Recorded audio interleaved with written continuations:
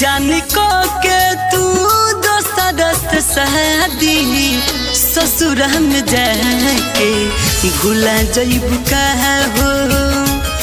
जानी को के तू दोस्त शादी ससुर में जाके भूला जइबू का हो। चली जइबू हमा देखब के कर मुहामा जी नहीं पाई पगला रानी होई हवा। गम के तुम आंसू रुला जइबू का हो। जानी को के तू दोस्त शादी ससुर में जाके भूला जइबू का हो।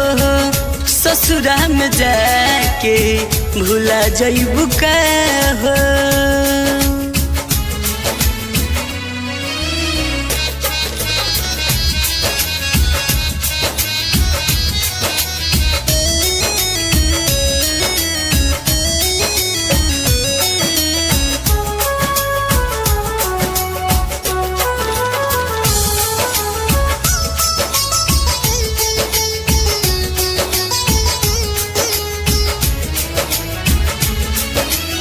सोच के बारात तोहरे आई कल रात हो।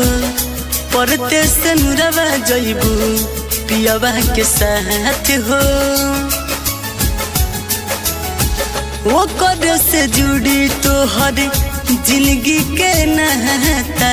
प्यार के मतलब रानी आज वे बुझाता।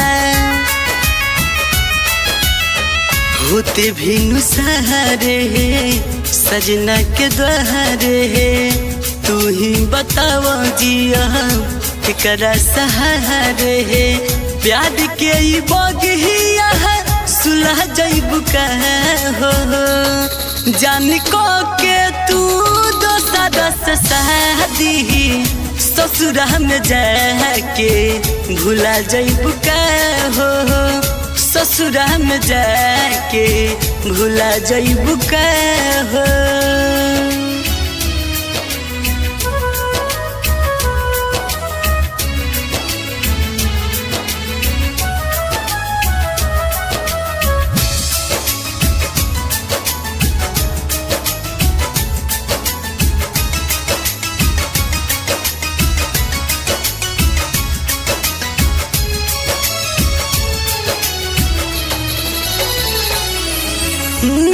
नैहर के मड़वाया पिया के चुनरिया है।